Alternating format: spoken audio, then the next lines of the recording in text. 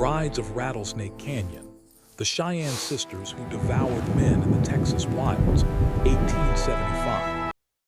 In 1875, West Texas was still rough and wide, a place where silence carried farther than voices and where a person could disappear without much notice.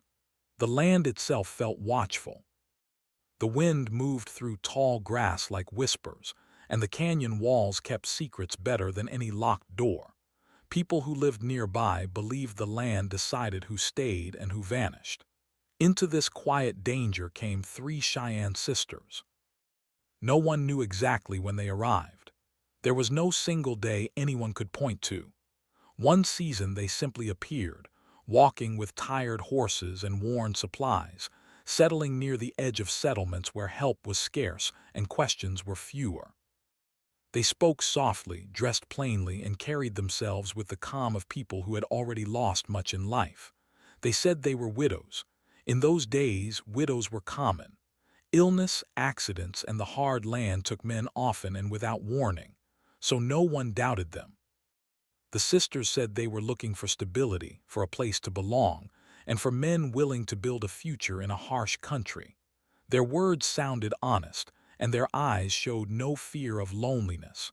That alone impressed many. The men they met were the kind who lived on the edges of society. Ranch hands, trappers, and small landholders who worked alone and slept with one eye open. These men were used to hardship, but they were also tired of eating alone and talking only to animals. When the sisters offered companionship, it felt like a gift from a kinder world. Each sister formed her own attachment. Sometimes it was through marriage, other times through quiet partnership. The unions were simple: a handshake, a witness or two, maybe a shared meal. No celebrations, no music, just an agreement to survive together. Neighbors saw the men smile more. They fixed roofs, planted small gardens, and talked about staying put for the first time in years. But after a few months, the men were gone. At first, no one worried. People left all the time.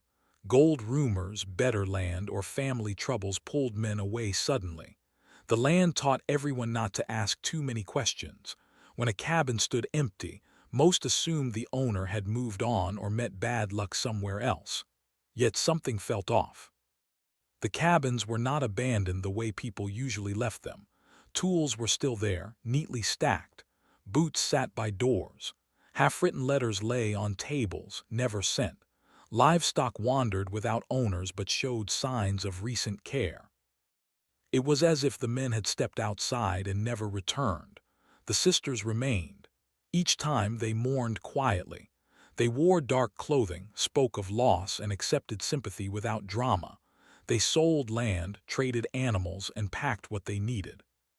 Then, after some time, they appeared elsewhere under slightly different names. The frontier was forgiving in that way. Records were loose, and memories faded quickly. Locals blamed many things.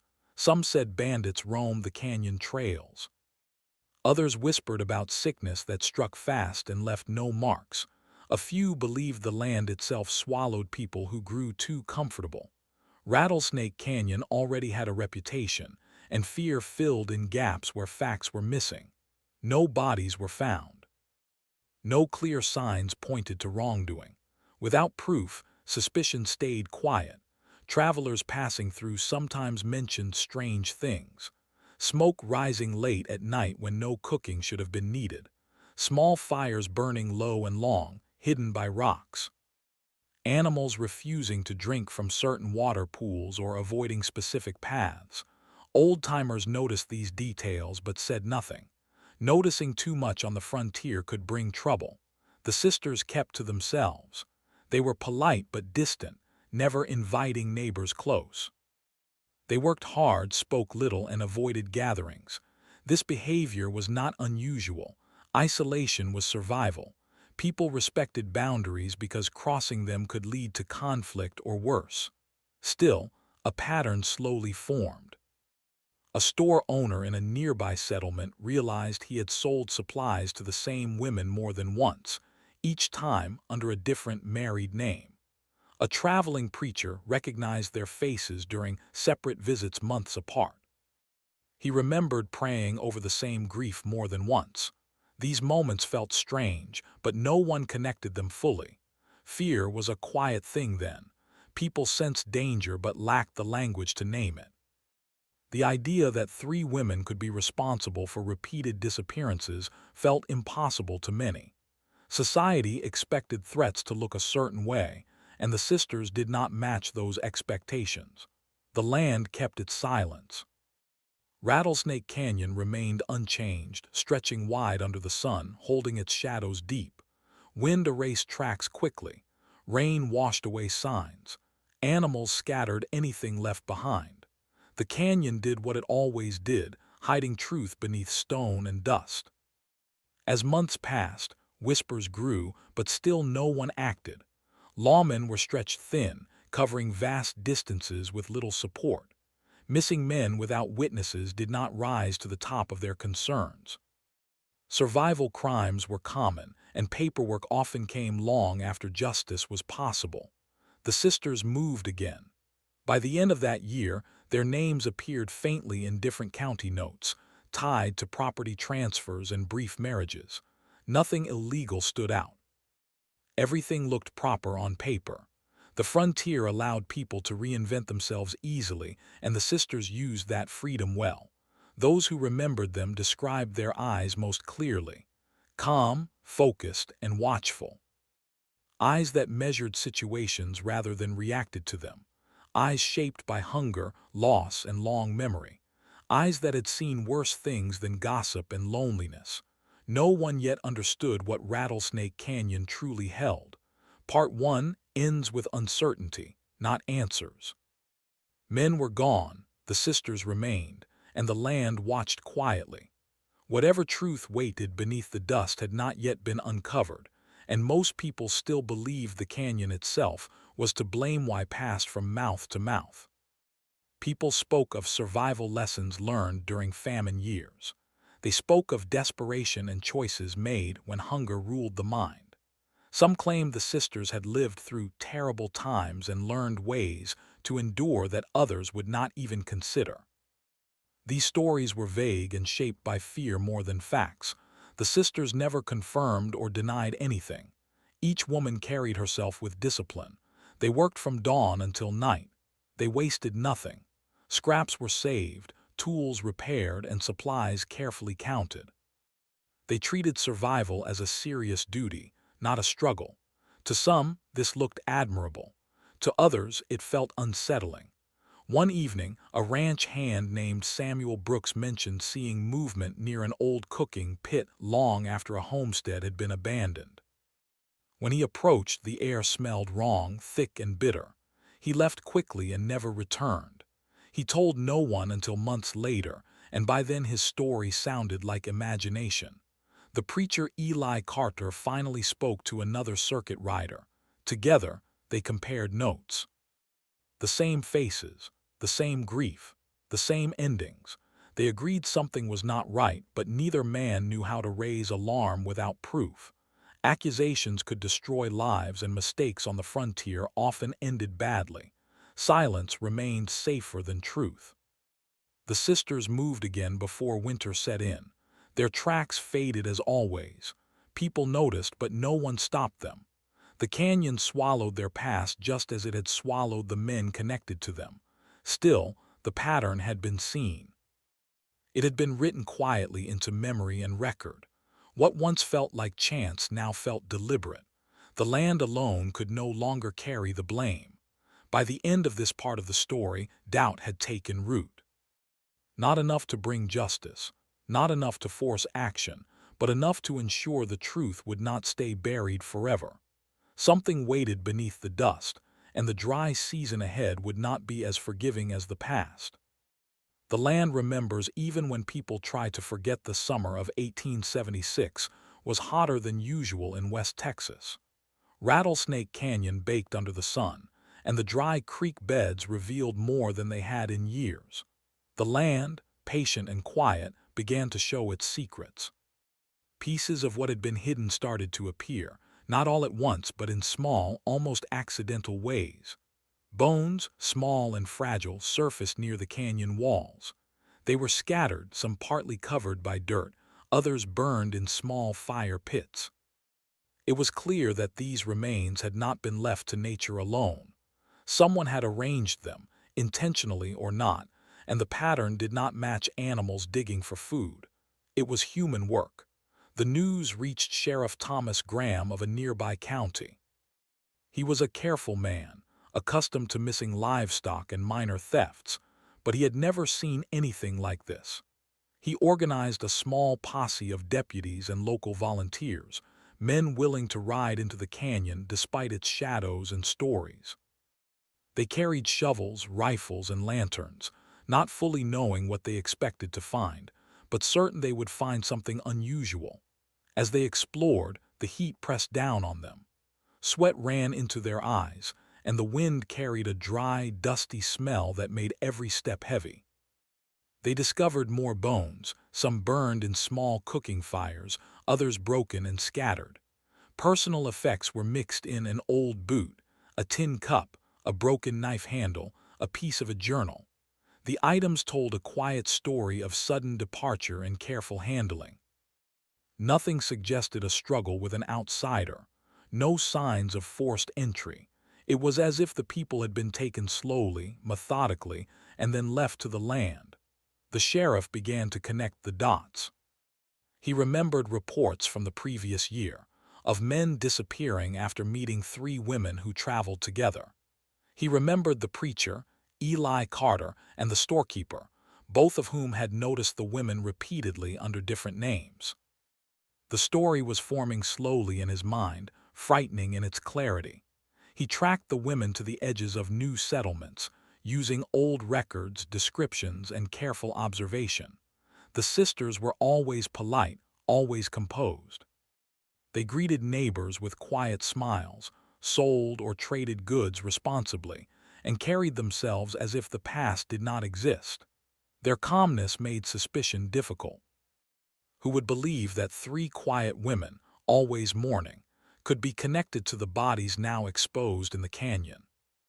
When the sheriff finally approached one of the homesteads the sisters had left behind, he discovered evidence that suggested careful preparation rather than panic. Small fires had been used to cook, ashes swept into neat piles. Floors had been scrubbed, bedding folded, tools stored carefully. It was almost ordinary domestic work, but for the absence of the men who had lived there. The contrast made the scene unnerving. It was order hiding tragedy, neatness masking loss. Journal entries recovered from one of the missing men added to the picture. Written in faint, careful handwriting, the words spoke of worry and fear, but also of respect for the women. He wrote about loneliness, gratitude for companionship, and eventually about being confined in his own home. He never wrote about anger or struggle, only observations of his surroundings and of the sisters' disciplined ways. The journal stopped suddenly. The last page was blank or torn. The silence at the end of the writing felt louder than the words themselves. The community was shocked. For years, disappearances had been whispered about, but now there was tangible proof. Bones, personal items, journals, and witnesses all pointed toward a pattern. People could no longer hide behind rumors or dismiss the events as the work of chance or the unforgiving land. The canyon's reputation shifted from a place of simple danger to one of suspicion and fear. Yet even with proof, there were limits. The sisters had been careful. They moved frequently, leaving no witnesses behind to confirm wrongdoing. Neighbors could describe their appearances and actions, but few had actually seen the men vanish. The law required more. Sheriff Graham knew that arrests without solid evidence would likely fail, and on the frontier, failure could mean danger for him and his deputies as well. Still, he persisted. He collected testimony, mapped the canyon, documented the locations of fires and bones, and sought the advice of experienced trackers. Slowly, a picture emerged: 3 women who traveled together, targeting isolated men in a remote land. whose disappearances were masked by the vastness of the frontier. The law had never considered that women, quiet and mourning, could be part of a dangerous pattern. It challenged expectations, and that made people hesitant to act. In parallel, local families discussed their memories. They recalled men who had left suddenly, never to return, and who had spoken of gratitude for companionship. They remembered small fires that burned too long, animals that avoided homesteads, and the way the women's eyes seemed to measure every moment carefully. Stories grew in detail as people compared memories, filling in gaps with reasoned imagination. The pattern became undeniable. Despite this, there was no confession. The sisters continued to present themselves as widows, polite and composed. They moved with the seasons, finding new men, new places, and new opportunities. The frontier allowed reinvention, and they used it well. Each new settlement received only fragments of what had happened before, nothing enough to fully understand the story. The sheriff and his deputies worked tirelessly, trying to prevent further disappearances. They attempted to warn new settlers, posting notices at trading posts and churches. Some travelers were cautious and avoided contact. Others dismissed the warnings, thinking the reports exaggerated. The sisters' careful behavior allowed them to continue moving undetected, even as the law closed in slowly. One day, the sheriff found a small journal left behind by one of the sisters. It contained no confession, no admission of wrongdoing. Instead, it recorded details of daily life: tending animals, cooking meals, traveling the canyon. She wrote about survival, about keeping safe, about managing resources carefully. Nothing tied her directly to the men's disappearances, yet the tone revealed intelligence and calculation. Someone who wrote like this could act with great care and intention, making detection difficult. As the weeks passed, the story of the canyon and the sisters spread beyond the immediate settlements. Newspapers wrote cautious reports, warning of dangers without naming the women directly. Families shared letters and stories, some exaggerating, some careful to preserve facts. The story began to grow, both as history and legend, with details crossing the line between memory and imagination. By the end of this part, the canyon had revealed its first undeniable truths. The land had given up its secrets slowly, leaving the community in shock and fear. Sheriff Graham had a case, but it was far from complete. The women remained at large, moving carefully, blending grief and survival. The men who had disappeared were known to the community, but the final story of what had happened to them was still hidden in the dry soil and scattered ashes of Rattlesnake Canyon. Even in this moment, observers understood the lesson of the frontier. The land holds its truths until someone has the patience to uncover them, and danger is not always obvious. It moves quietly, patiently, and often wears the face of ordinary life. The sisters were careful, the canyon was patient, and the people who lived there were only beginning to see the shapes of what had occurred. The story was far from over, and every small discovery hinted that the final chapters would be darker, more complex, and far harder to understand than anyone imagined. As autumn settled over West Texas, the air grew cooler, and Rattlesnake Canyon took on a sharper edge. The long, dry summer had revealed secrets, but the story was far from finished. Sheriff Thomas Graham and his small team had gathered evidence, mapped the canyon, and interviewed witnesses. Still, the three Cheyenne sisters remained elusive, moving carefully from settlement to settlement, each step measured, each gesture controlled. They had become almost ghost-like figures in the landscape, visible yet untouchable. The community felt a mix of fear and curiosity.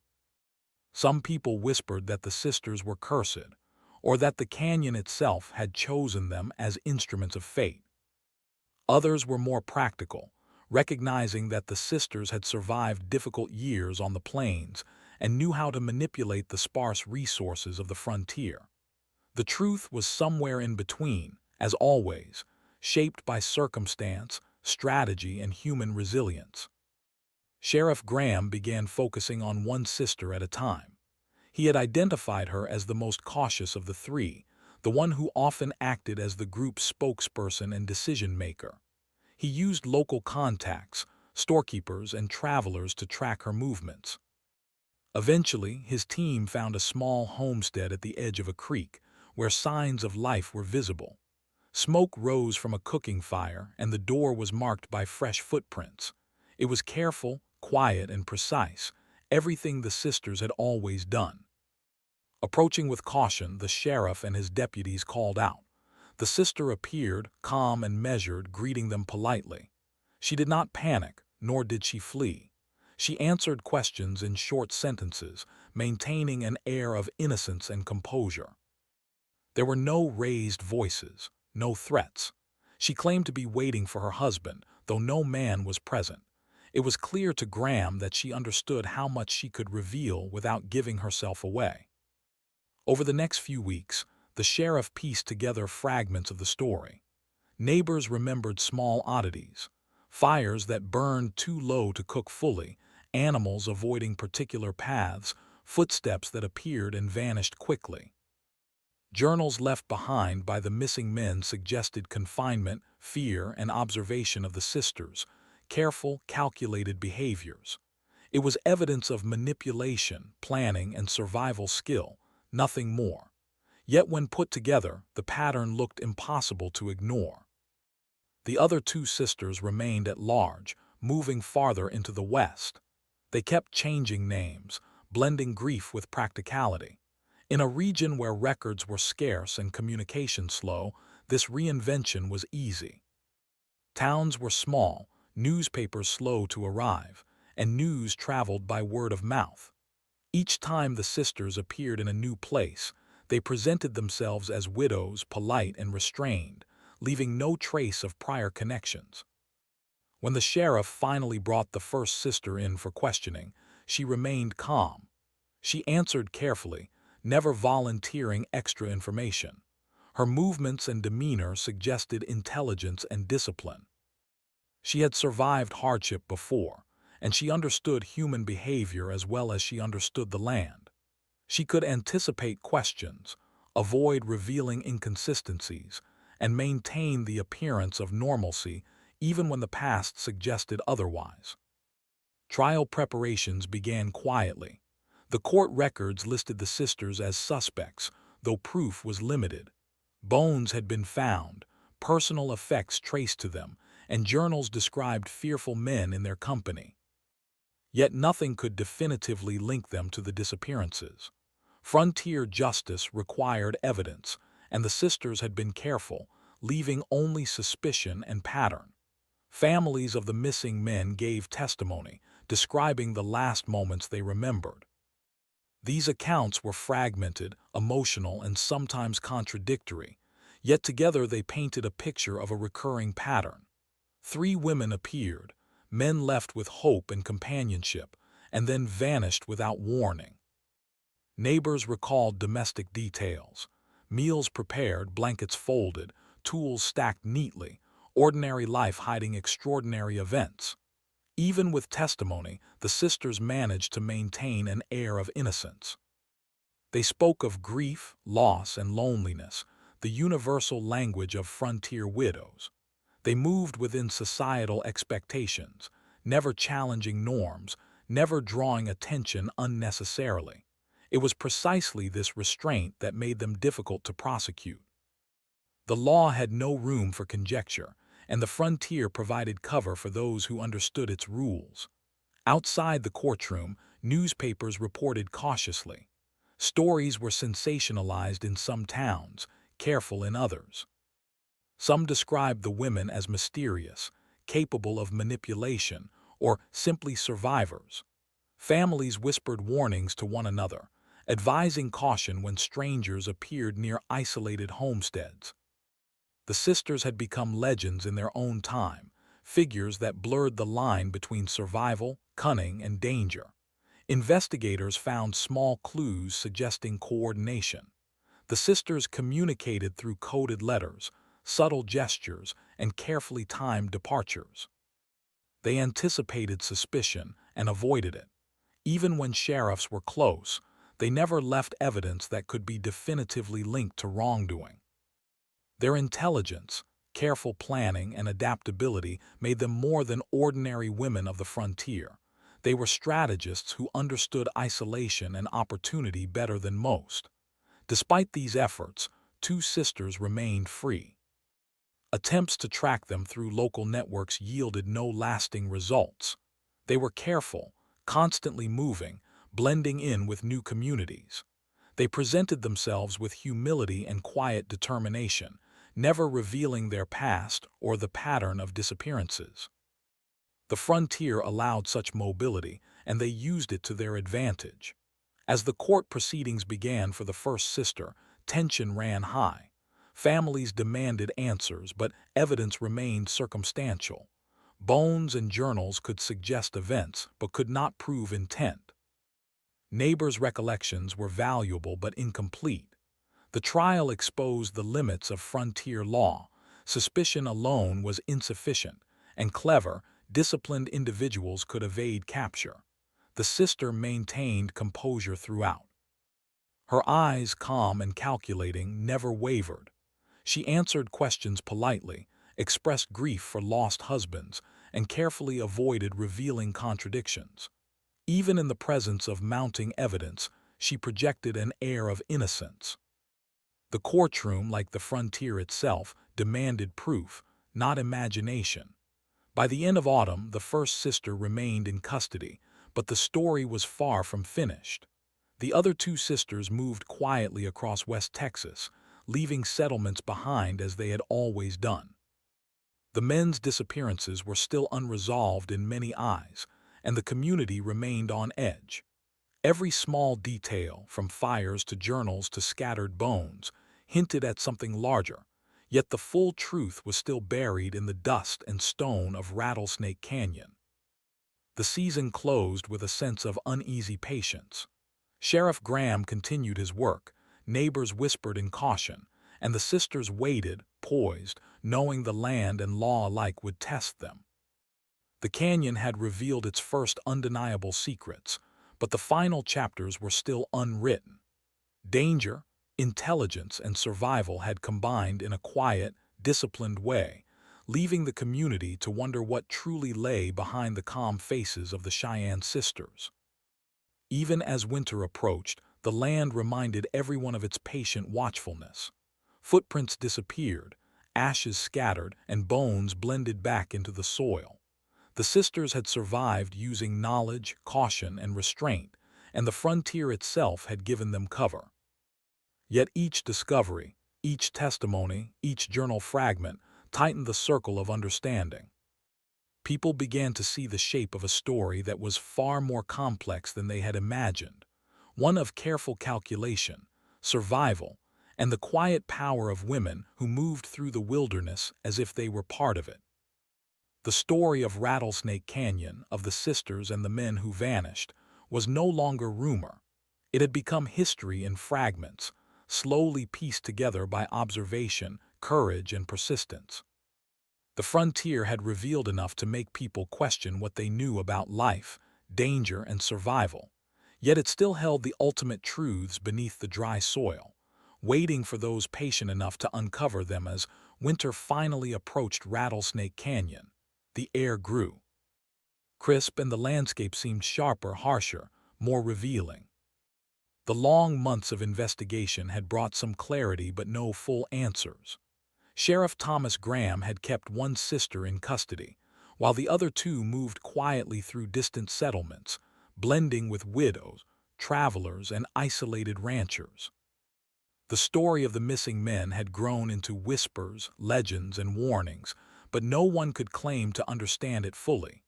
The sister in custody remained calm and composed. She spoke little, answered carefully, and never lost control of her expression. She claimed grief, mourning, and a life shaped by hardship. The court examined the evidence, bones, journals, personal items, and witness testimonies, but nothing could definitively prove her involvement in the disappearances. The law required certainty, and certainty was impossible to achieve. Frontier justice was patient but limited. It relied on proof more than intuition, and the sisters had always stayed just beyond the reach of proof. Families of the missing men waited anxiously, hoping for closure. Some accepted the possibility that the land itself had claimed their loved ones. Others hoped for justice that might never come. Their grief was quiet, controlled, and persistent. Every mention of the canyon brought a shiver, every new traveler a question. They remembered fires burning too long, footprints appearing and vanishing, and the women who moved with calculated calm through their lives. As sheriffs and deputies pursued the remaining sisters, they discovered subtle traces of intelligence and foresight. The women communicated indirectly, leaving signs that were nearly invisible to the casual observer. Small messages hidden in letters, careful timing of arrivals and departures, and a precise understanding of human behavior allowed them to continue their patterns without raising alarms. They had learned long ago how to survive harsh winters, dry summers, and the watchful eyes of others. Survival had become second nature, and in this, their power lay. The newspapers, as always, struggled to tell the story accurately. Some reports exaggerated details, turning the sisters into near-mythical figures. Others were cautious, focusing on evidence and witnesses without passing judgment.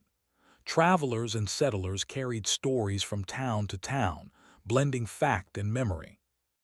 The women became part of local lore, figures that both fascinated and terrified. People whispered about Rattlesnake Canyon as if it were alive, as if the land itself had conspired with the sisters to hide the truth. Meanwhile, the first sister awaited trial.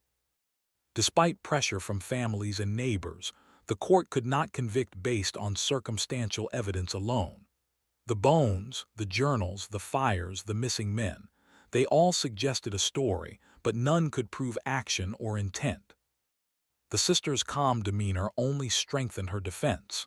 She appeared as a grieving widow, disciplined, orderly, and composed.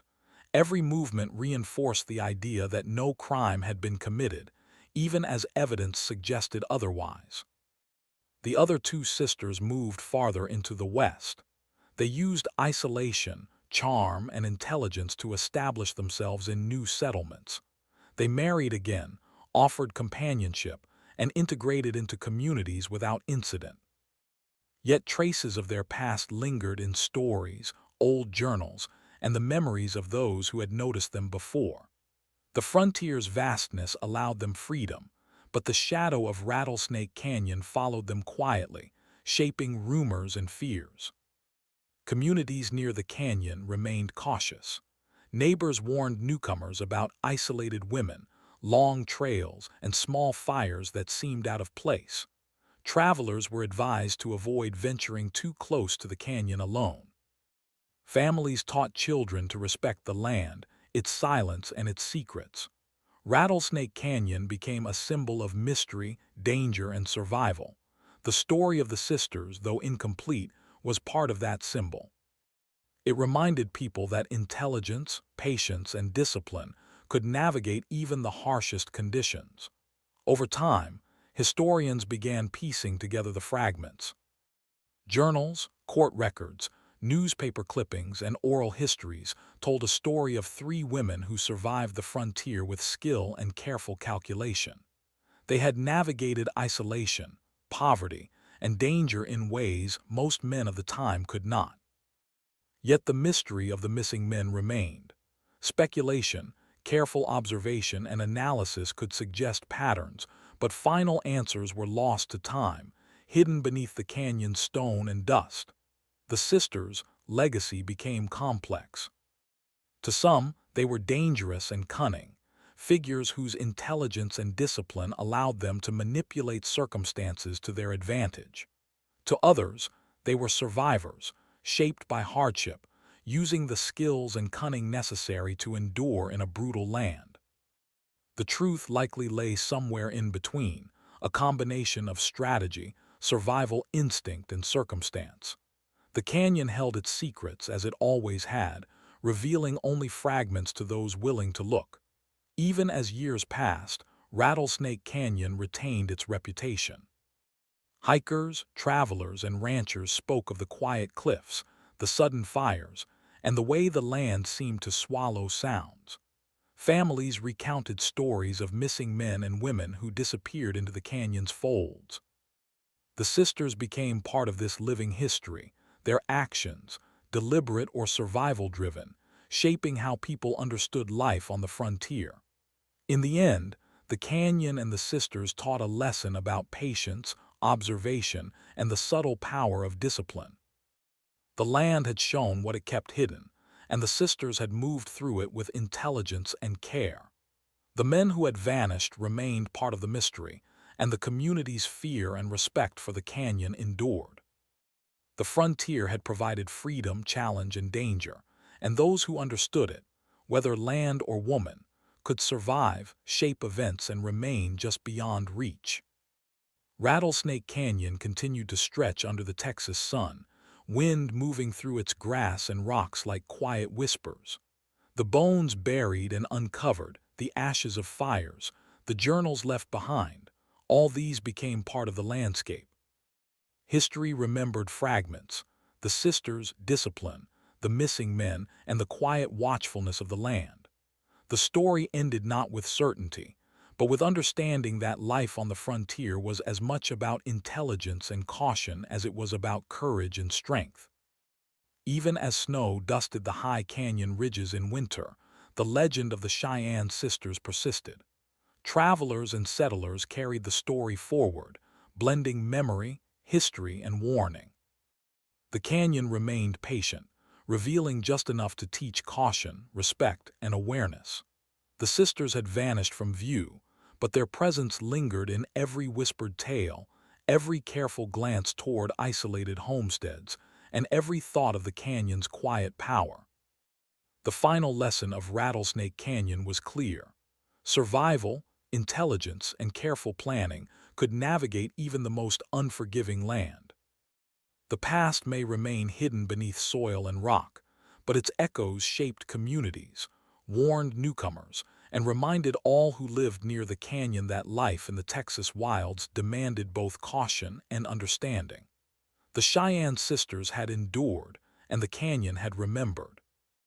Their story became part of the land itself, a quiet, disciplined, and lasting legacy of life, mystery, and survival on the frontier.